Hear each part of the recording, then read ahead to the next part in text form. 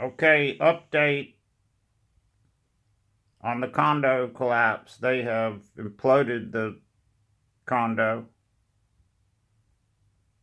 the condominium complex. I'm praying for all the people that have lost loved ones, and for those we have lost. We're praying for you all, and we're hoping the possibility that we find some people, and we're praying for everyone, and we want to help you with closure. You know, what happened, how did this happen, and this is what happened. And I've got chills going through my body as I say this for some reason, and goosebumps. And we're sending our love to you all, people. We know what you're going through. I can't explain it all right now.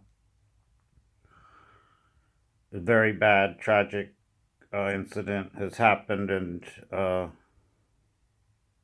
ones that everyone has lost, they would want us to move on. We would never forget them or forget about them. We'll always remember you, and that's the hardest part right there, is moving on. If I've helped anybody, I pray to God I have. As far as the developers go, we can turn this a bad thing into a win,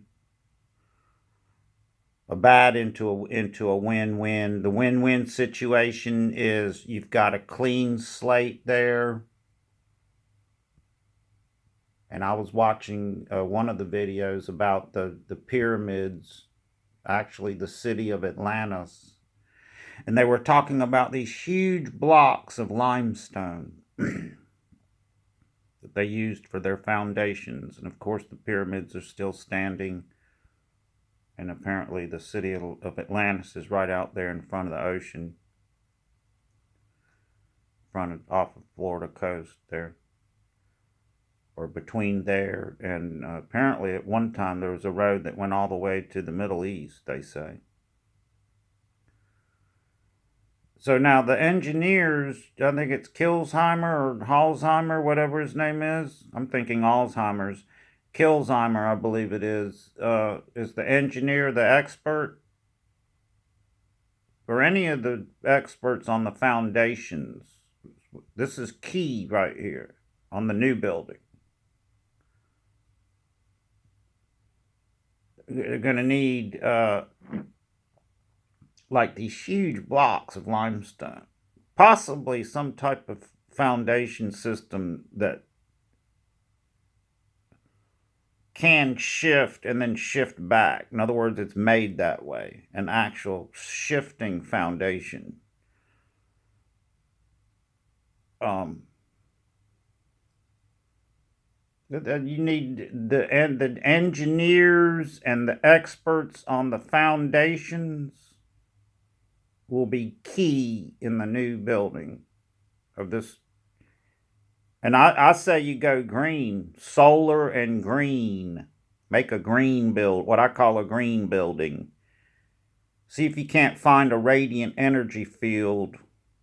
That's where you capture the radiant energy. You ground a round hole. You get the experts to come out. They find where the radiant energy, if there is any, there could possibly be radiant energy on the site. You capture that, which can be turned into, you can, with the sun, you can make liquid hydrogen, okay, which can, there's a new hydrogen, I saw the hydrogen, anyways, you can change a Volkswagen to hydrogen, liquid hydrogen, but there's a new liquid hydrogen engine. Be able to ride vehicles with liquid hydrogen energy run turbines, uh, electricity for your big electric battery bank. You could possibly run the whole complex off the sun and radiant energy. And then, of course, when you build the building, you want to do a convection. Take a somewhat slanted roof going towards the ocean, and then just a little, like a fascia lip, comes off. It'll be a green building. You talk with the green people. And so now the building up the street, the developer also owns that building. This is where you get all those people. And I don't know if this building the new building that's going to be built, I don't know if of course it would be more ideal because it's new. But I don't know, like right now, is the location better there? Is the location, is any part of the beach better? I don't know. I haven't been there to see. I'm a real estate appraiser. I could look though. And I would know once I got there and researched and everything. Um, so they take all the people from the one up the road and move them to the new building, or they can buy new places there, and crush the other one, the other older one, because apparently it's going to go eventually. And you're going to be sitting there going, oh man, when we crushed the other one and we built that, we should have crushed the other one too. Yeah, you need to do both of them. That way you're going to have a win-win. All those people from the old one, I don't know if you're going to give them a deal on the new one or whatever, but you're going to sell them condos there.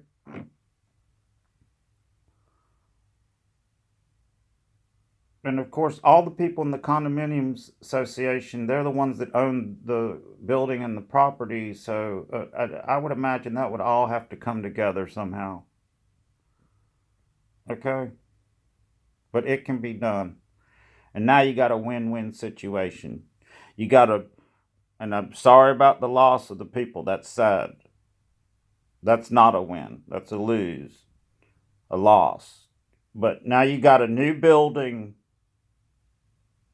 and then you got all those people in there sold out, and now you're building the other building, which was going to give you problems anyways, and you let those people move to the new building, you see. It's like, well, what am I going to do with the building where they move? You're just going to build a new building there, and you're going to sell that building out. Now you got a win-win situation. A loss, very horrible about the people that died and how everything went down. You know, back in 2018, they knew all this or whatever. That's sad right there.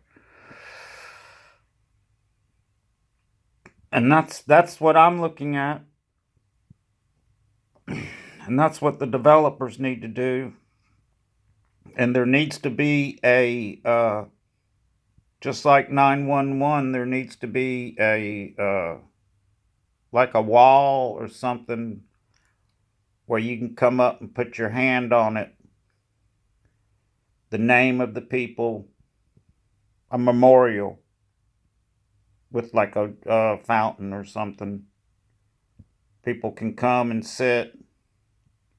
It's not a huge property, so I mean, I can't see like a huge, I don't know, maybe you could put a huge long wall in the front, the whole front of the building or something.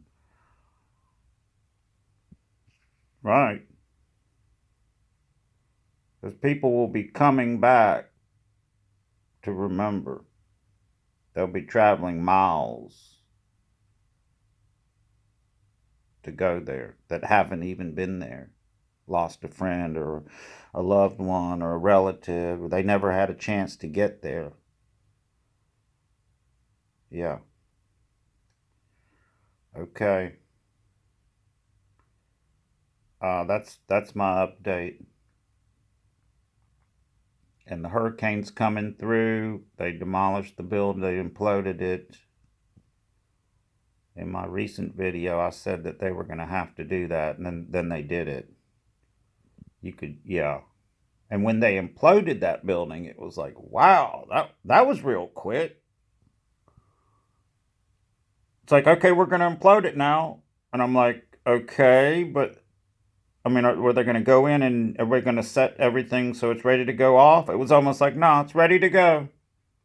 Almost like they knew ahead of time. Okay. Everyone stay safe. God bless the workers. Oh my God, you must be totally shot. One guy ended up in the hospital from dehydration. I've been looking at those little mini portable AC units. They're like 45 to 89 bucks. And they come charged up. You put a little bit of ice cube in there, like an AC water cooler where you would put the fan, open your cooler with the cold ice and the beer, and you let it just, and it cools it. Yeah. Well, kind of like that. But it's a little AC unit. Looks like a little igloo cooler. And you just push the button and it puts out cold air. And I'm thinking that for the workers down there in the area, in the tunnel area there where it's real hot. Yeah, you're sitting there. And it also cleans the air too. It's a humidifier also. So we need to get those to the workers. Or some cool suits like the race car drivers wear. Yeah. And God bless everyone. And everyone stay strong. And if you've lost somebody, God bless you. Stay in there. Research. Try to get closure. Understand the part I was talking about where you've lost them. They would want you to move on. Okay, but you still need the closure to find out exactly, what happened. You need that.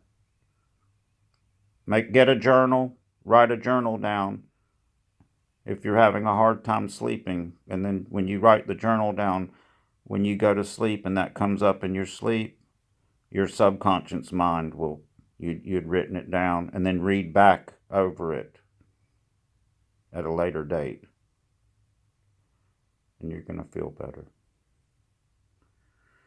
Praying for everyone, and the storm passes, and that everybody is safe. Definitely. Yes. Okay, you guys have a good one, and take care, and I'll update again. Okay.